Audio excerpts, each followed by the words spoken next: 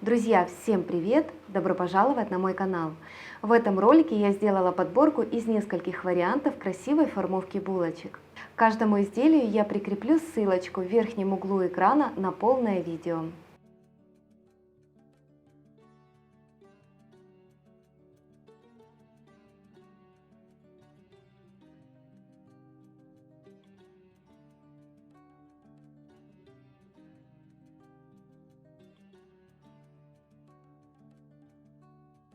Первый вариант – это булочка с заварным кремом в форме рогалика. Начинку вы можете подбирать по своему вкусу. Рабочую поверхность слегка припыляю мукой. Беру кусочек теста, его также слегка припылите мукой и раскатываю. Если тесто сильно прилипает к скалке, подсыпьте еще немного муки. Раскатать необходимо вот в такой овал. И вот такая толщина теста у вас должна получиться. Прям очень тонко не раскатывайте. Теперь гладкой стороной переворачиваю к низу. На один край выкладываю начинку, примерно 1,5-2 чайных ложки. Вот так закрываю и хорошо защипываю. Еще раз заворачиваю. Краешек, который остался, немного прокатываю скалкой. Вот так. Расправляю. И шпателем делаю вот такие надрезы. Вот так заворачиваю дальше. Вот такая красивая колбаска получилась. Подгибаю вот в такой полукруг и выкладываю на противень. Вот такие пышные и очень красивые они получились. Вот такое воздушное тесто. Дальше покажу, как сформировать невероятно красивые плетеные булочки с яблоками. И раскатываю в прямоугольник.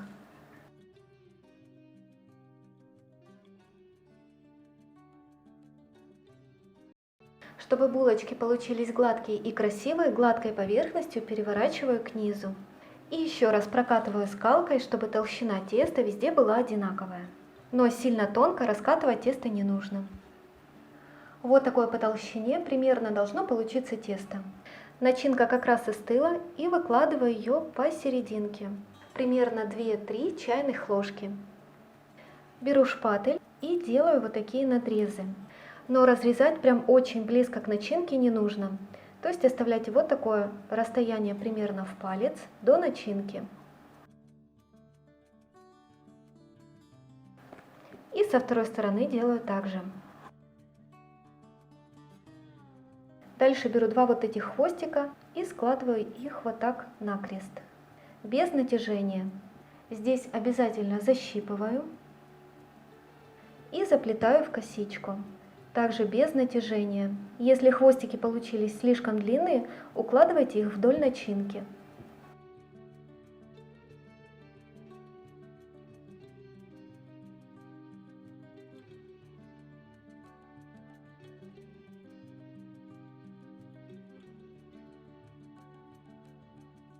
Вот у меня осталось два последних хвостика. С этой стороны я закрываю и защипываю. И смотрите, последний хвостик я беру и прячу его кончик вот так под предыдущий. И здесь также защипываю. Вот такая красивая косичка получилась. И теперь ее сворачиваю вот таким веночком. Вот так красиво получается. Аккуратно перекладываю на противень. Вот такие булочки получаются после выпекания.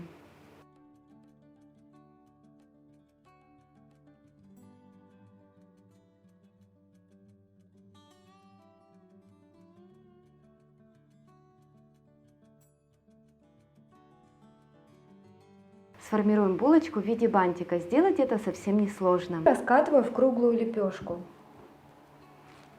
Примерно вот такого небольшого размера, с вот такой толщиной. Сильно тонко раскатывать тесто не нужно. И буду формировать булочку. Примерно намечаю серединку заготовки и делаю два вот таких вот разреза. Тут ширина около 1 сантиметра. Дальше еще один надрез я делаю примерно посередине этой полоски. Но видите, пятачок у меня остается целым. И две оставшиеся половинки я делю примерно на 3 одинаковые части. Делаю вот такие надрезы. Верхнюю часть поднимаю и под ней скрепляю две крайние половинки. Вот так. И сверху кладу верхнюю часть. Вот так расправляю. Со второй стороны делаю так же.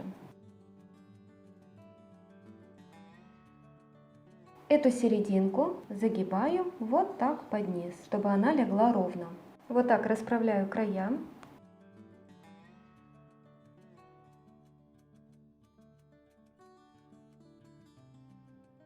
Еще одна очень красивая формовка булочек-листочков. Беру заготовку и раскатываю в небольшую лепешку.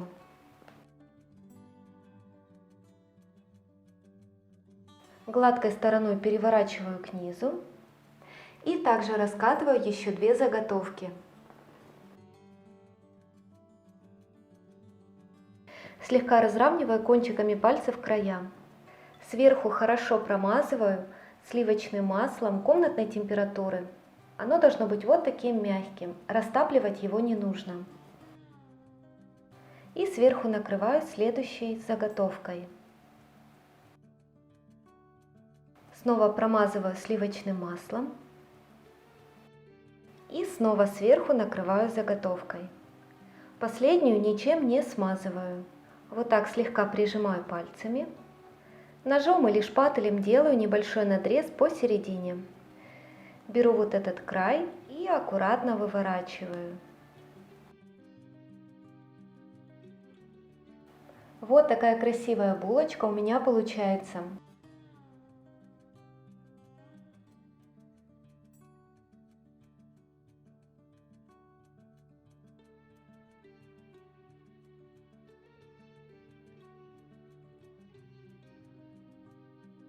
Очень просто сформировать вот такие плетеные булочки с яблоками. Начинку также можете выбрать по своему вкусу, главное, чтобы она была густая и не растекалась. Раскатываю тесто в квадрат размером примерно 15 на 15 сантиметров. Если тесто начинает липнуть к скалке, слегка припыляйте мукой. Сильно тонко тесто не раскатывайте. Гладкой стороной переворачиваю к низу. Расправляю тесто и слегка прокатываю еще раз скалкой.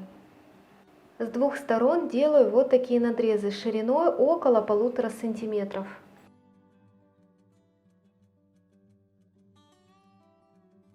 На вот этот край выкладываю начинку, примерно 1,5 чайных ложки. Свободным краем накрываю начинку и хорошо скрепляю. Поочередно, начиная с внутренней стороны, накладываем полоски теста друг на друга.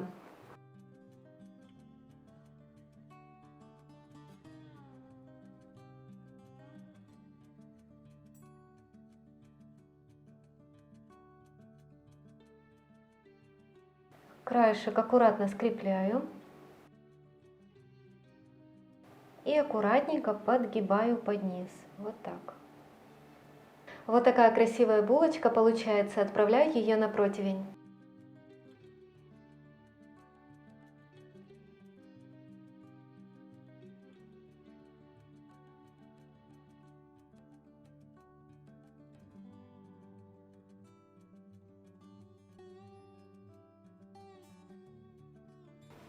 Переходим к следующему варианту.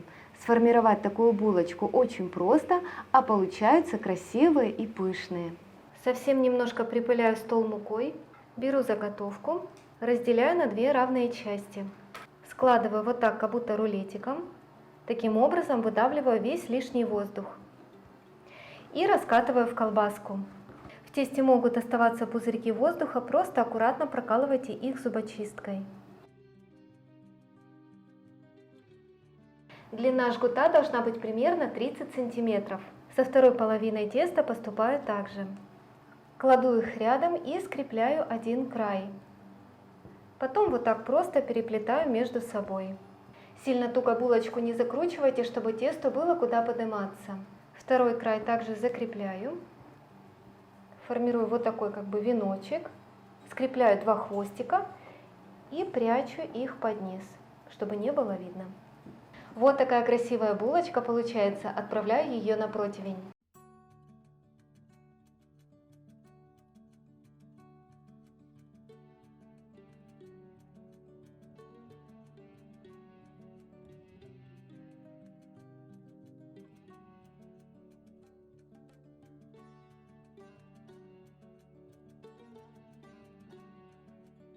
Вот такие чудесные булочки вы с легкостью можете приготовить самостоятельно.